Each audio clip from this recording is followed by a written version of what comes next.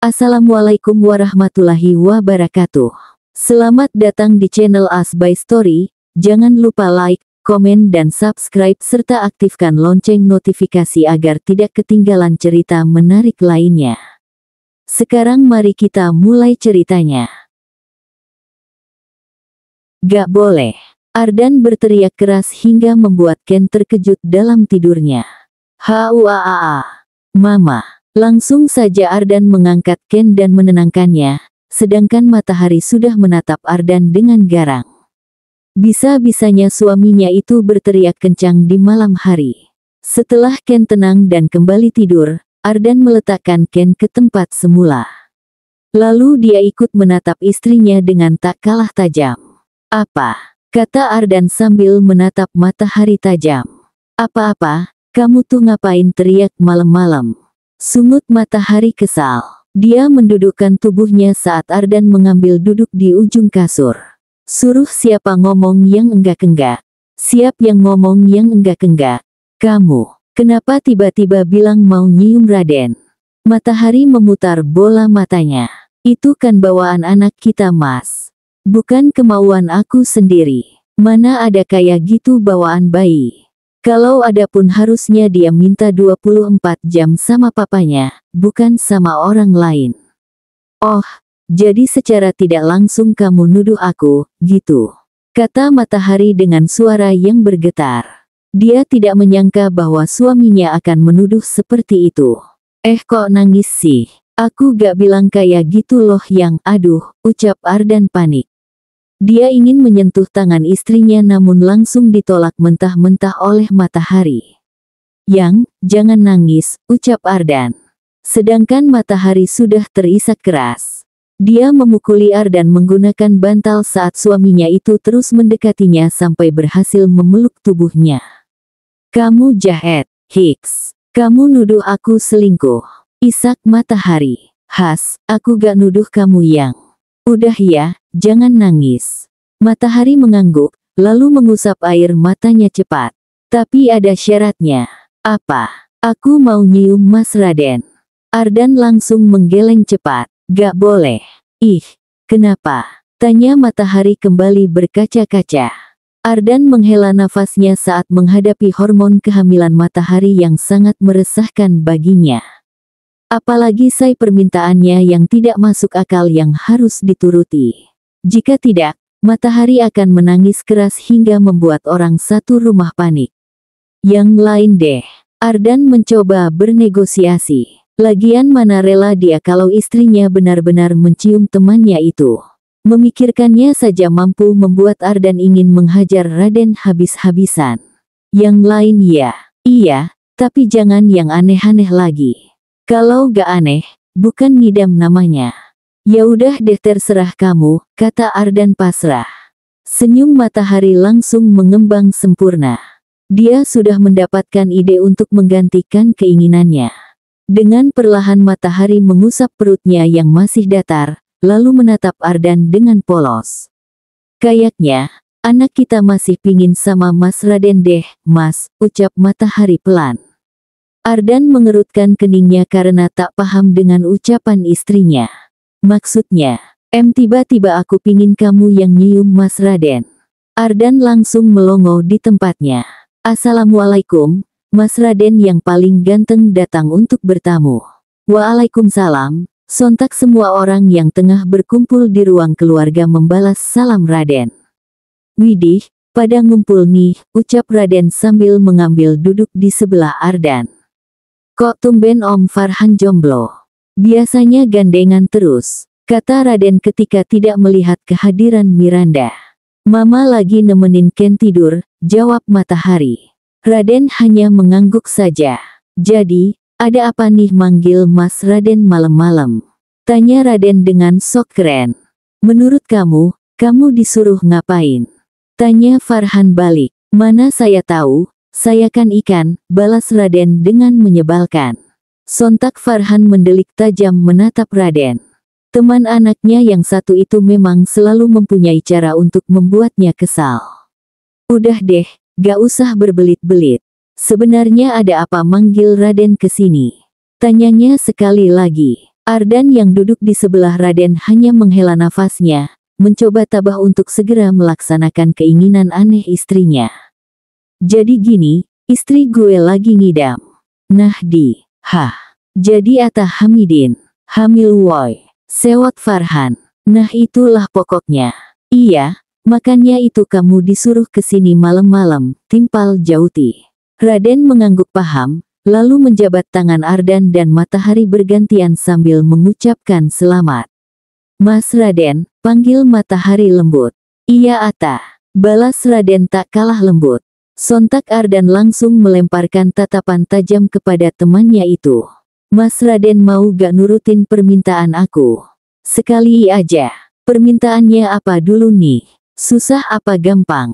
Ngerepotin apa enggak? Matahari langsung menggeleng cepat, menandakan bahwa permintaannya tidak susah dan merepotkan. Tiba-tiba aku pingin cium Mas Raden, ucap Matahari. Sontak Raden langsung membulatkan matanya. Dia menatap Ardan dengan tatapan sok.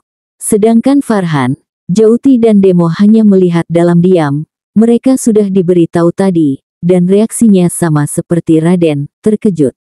Hah, beneran tak? Ucap Raden senang. Iya beneran. Masa bohongan? Raden langsung menepuk paha Ardan semangat.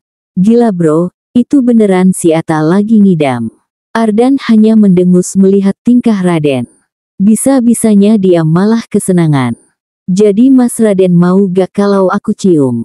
Maulah, mau banget. Tapi nih si Bapak Ardan yang terhormat gimana?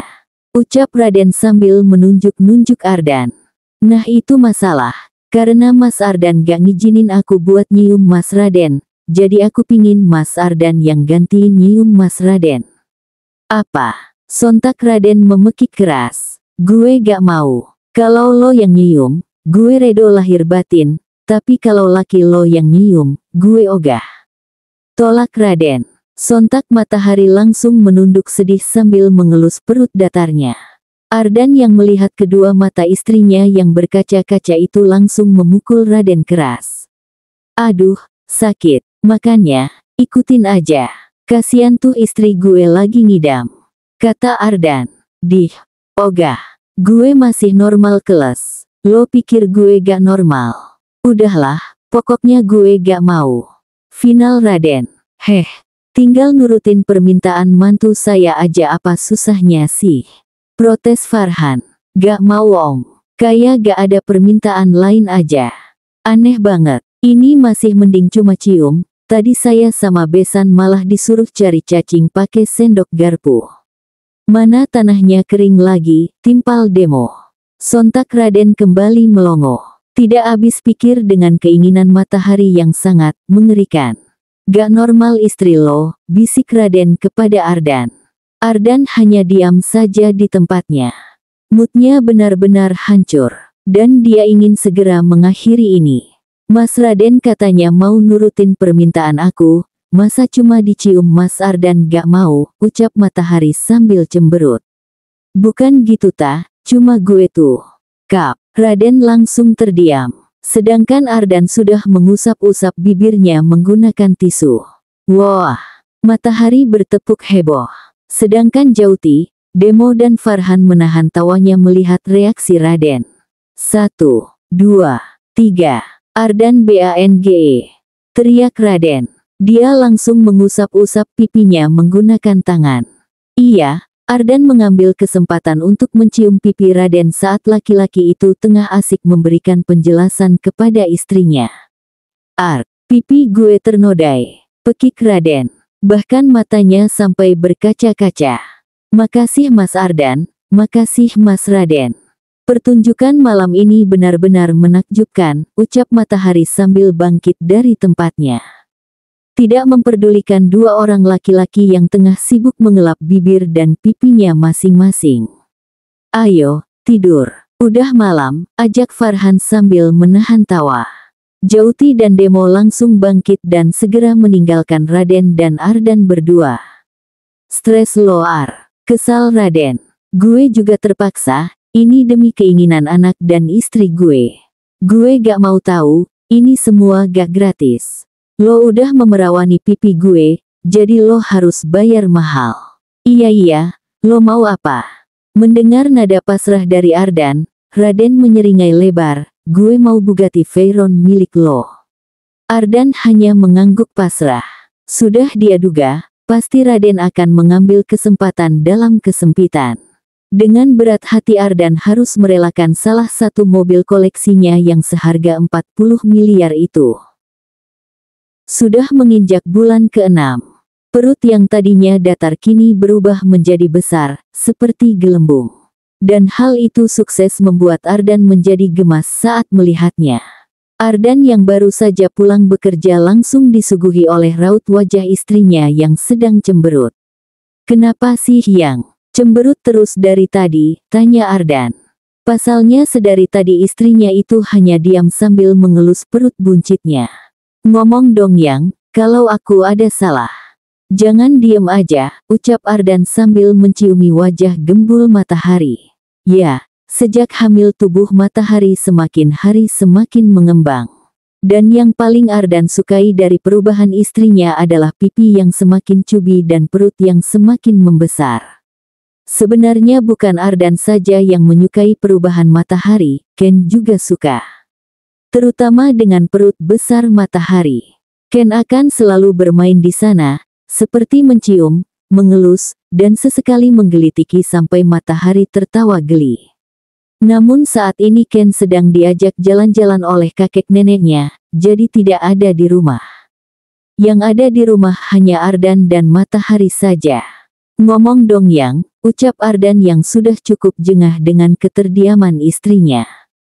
"Males ngomong sama kamu," balas Matahari ketus. Kini mereka sedang berada di ruang keluarga. Dan Matahari tengah bersandar di sofa, sambil menatap lurus ke depan.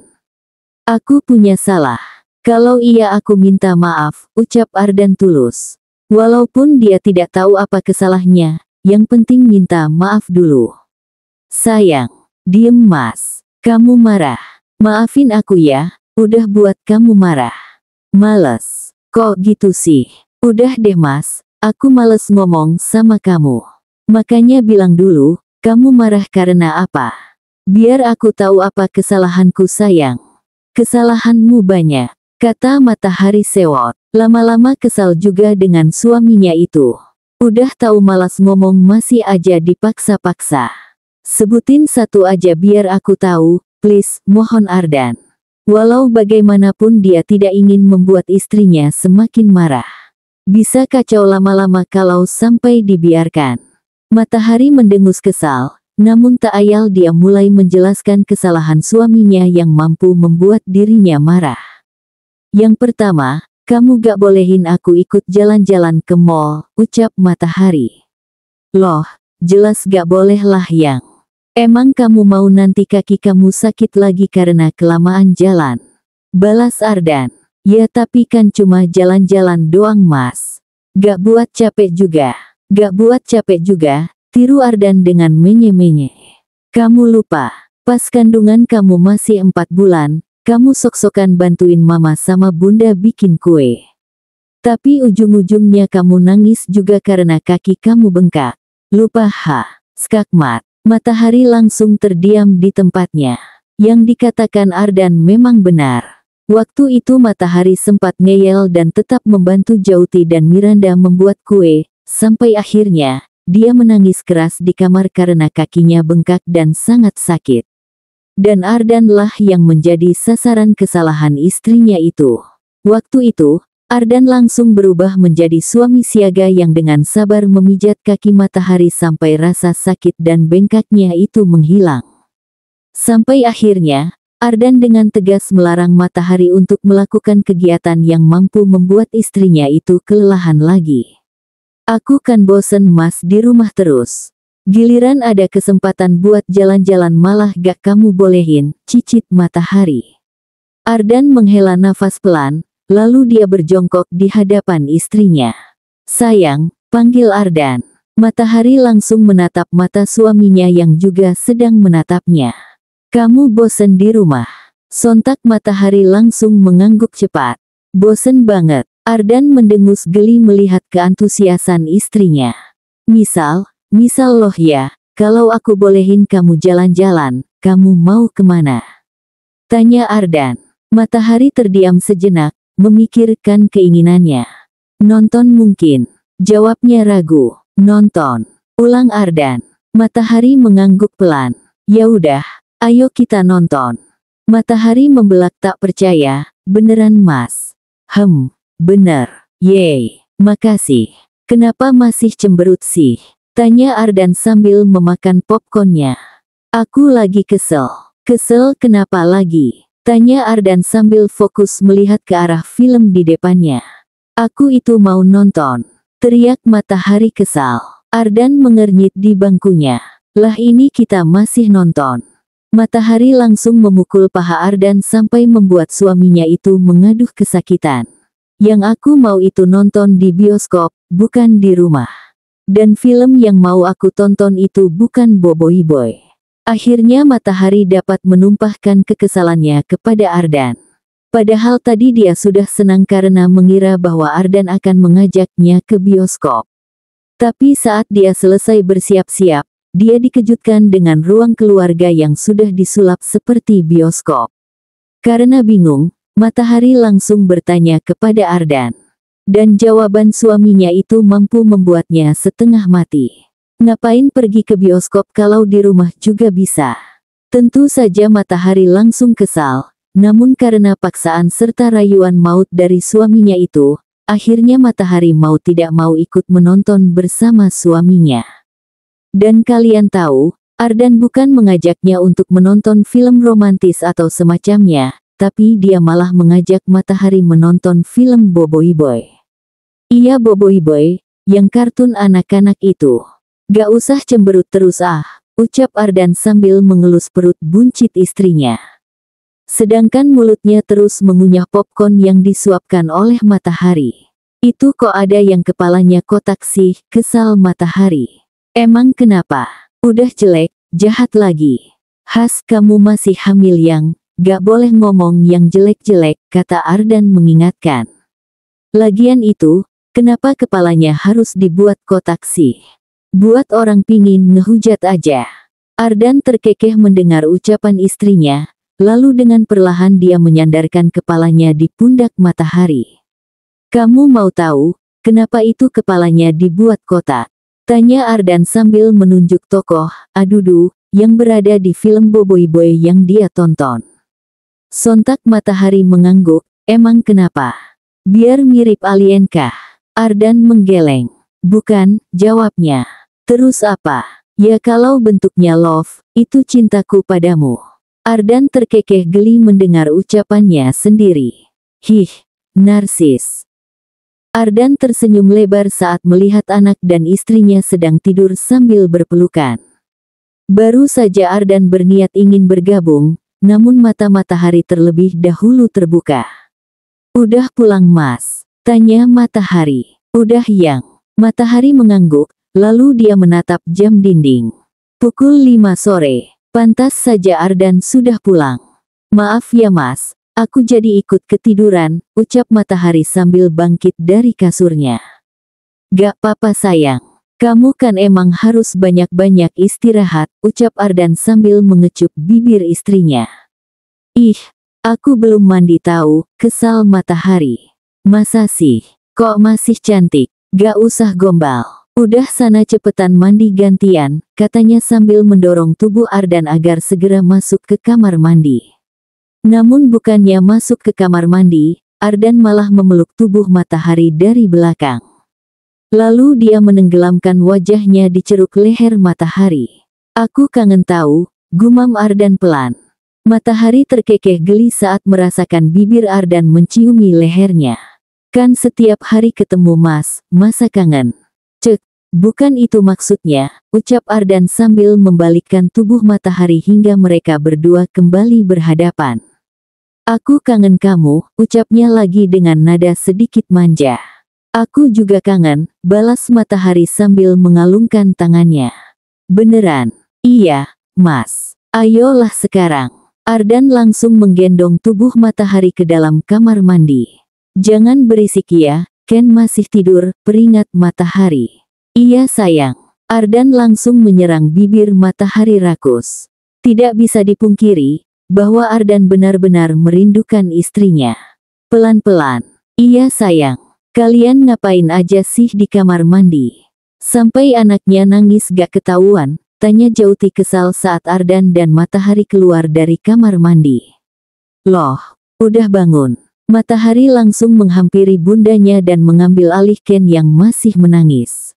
"Sini, biar aku aja yang gendong," kata Ardan saat melihat istrinya yang kesusahan. Matahari langsung menyerahkan Ken kepada Ardan. Dan untungnya Ken tidak menolak seperti biasanya. "Lain kali kalau mau begituan titipin anak dulu biar gak terlantar kayak gini," ucap Jauti yang langsung keluar dari kamar. Seketika wajah Matahari langsung memerah, sedangkan Ardan hanya biasa saja dengan wajah datarnya. Padahal Jauti dengan jelas menyindir kegiatan mereka tadi. Tapi nampaknya Ardan tidak terlalu mempersalahkannya. "Aku ganti baju dulu," ucap Matahari. Ardan mengangguk saja dan kembali menenangkan Ken yang masih menangis. "Has, jagoan gak boleh nangis," kata Ardan sambil mengusap air mata anaknya. Namun Ken malah memukul wajah Ardan dengan keras, hingga membuat Ardan menurunkannya di atas kasur. "Loh, kok makin kenceng nangisnya?" tanya Matahari yang sudah kembali dengan mengenakan dasternya. "Ya, semenjak hamil daster adalah salah satu pakaian wajib Matahari." "Gak tahu itu, malah aku dipukulin," ucap Ardan sambil berlalu ke walk-in closet. Matahari segera menghampiri Ken, dia mengusap wajah Ken yang penuh air mata dan membisikkan kata-kata penenang. Dan tak lama kemudian tangisan Ken berhenti, dan dengan segera Matahari memeluk Ken sayang. "Maafin mama sama papa ya, yang udah teledor," ucap Matahari sambil mencium kening Ken. Ken hanya diam sambil sesenggukan di pelukan Matahari. "Udah diem?"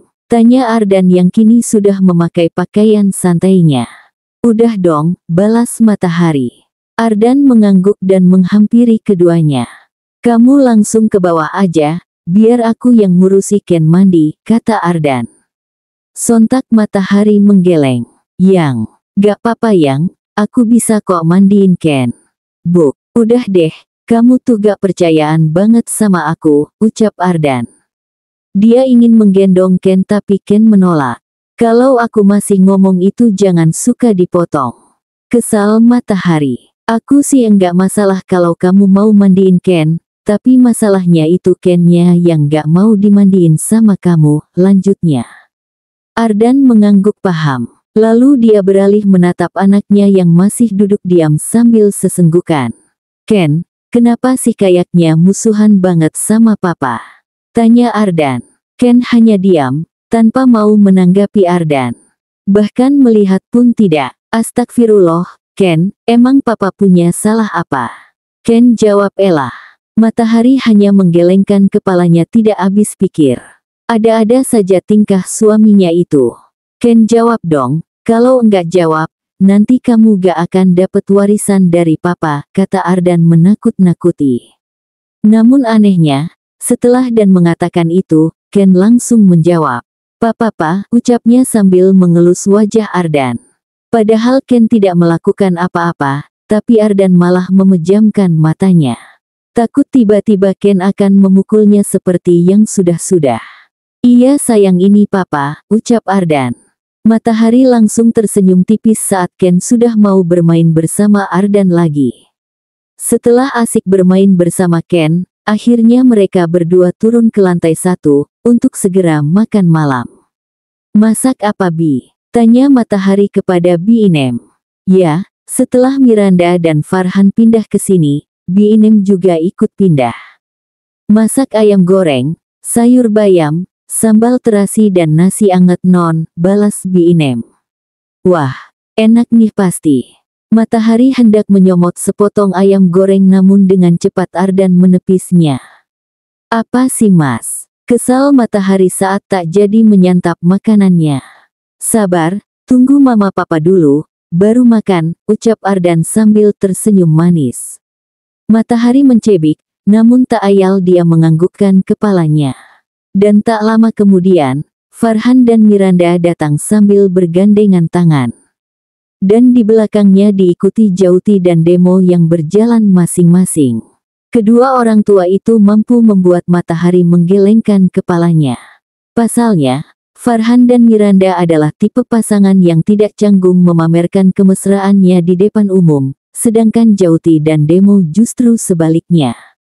Duh, romantis banget pasangan lama, sindir Ardan kepada kedua orang tuanya. Namun Farhan dan Miranda tidak mengindahkan ucapan Ardan dan memilih segera duduk. Lalu tak lama kemudian Jauti dan Demo mengikutinya.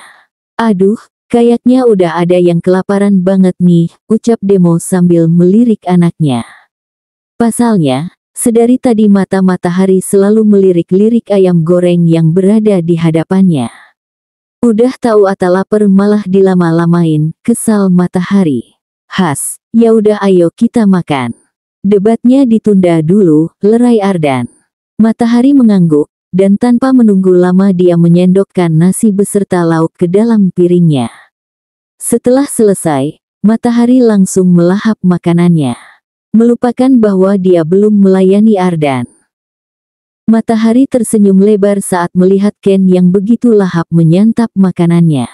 Tangannya terulur untuk membersihkan nasi yang belepotan di sudut bibir Ken.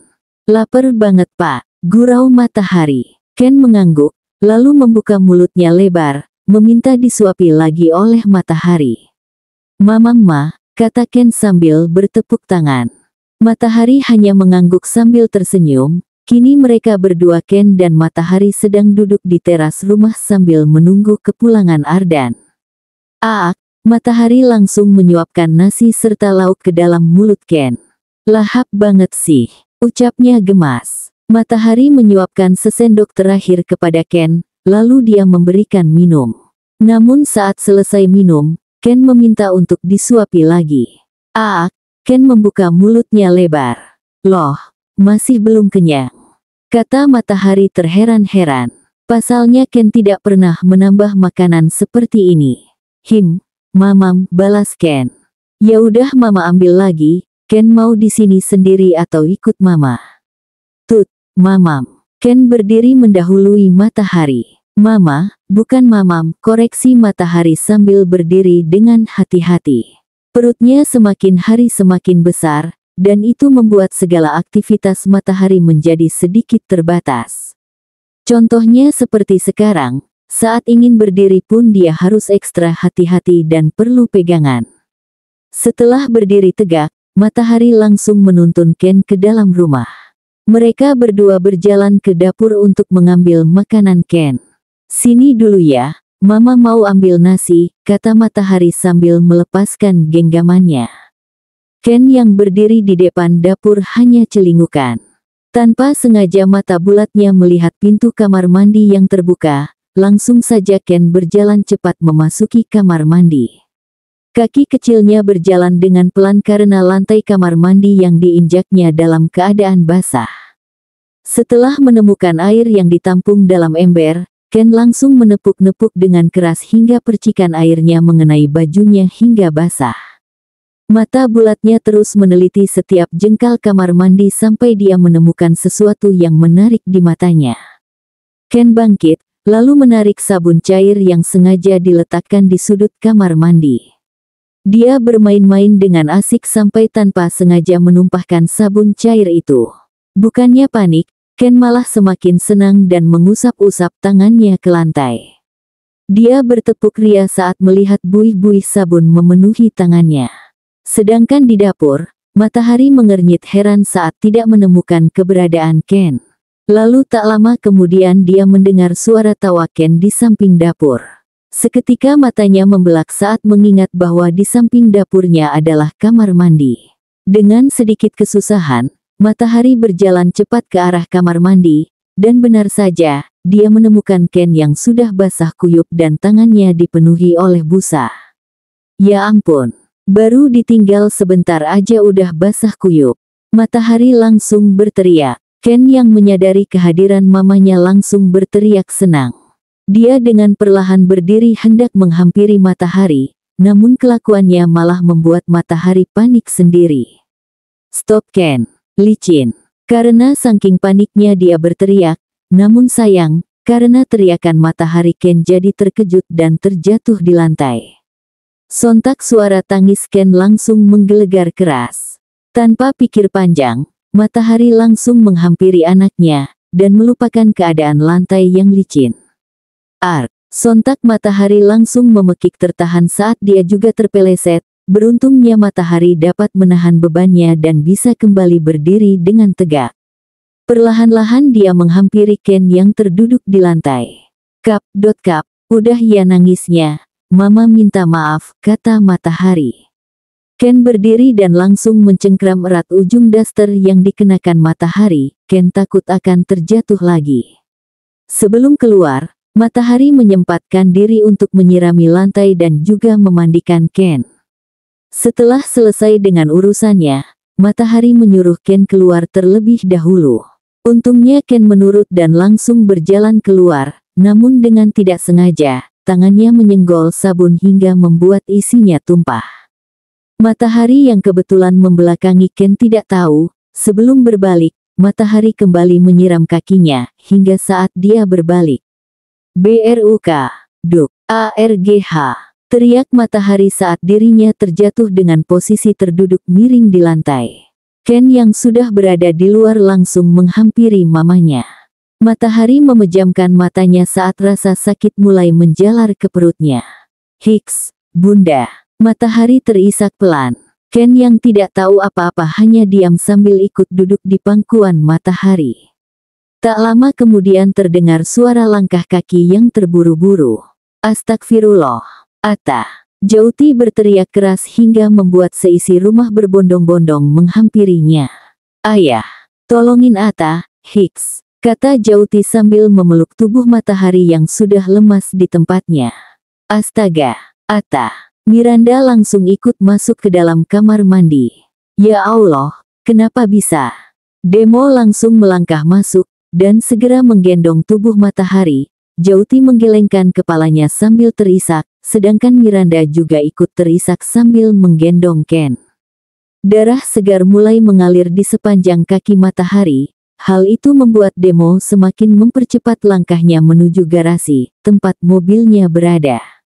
Miranda dan Jauti mengikuti dari belakang sambil terisak, lalu langkah kakinya terhenti saat akan memasuki mobil.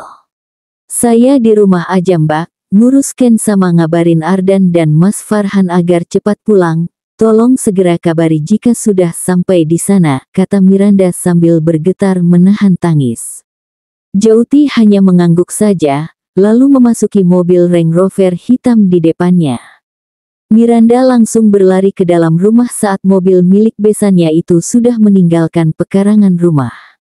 Dia langsung mencari keberadaan ponselnya, dan segera menghubungi anak dan suaminya. Leo, panggil Ardan kepada sekretarisnya. Iya Pak, ada yang bisa saya bantu? Ardan mengangguk, apa jadwal saya setelah ini? Leo, sekretaris Ardan, langsung mengecek tablet di tangannya. Setelah ini, ada pertemuan dengan klien yang berasal dari Bali, Pak, jawab Leo.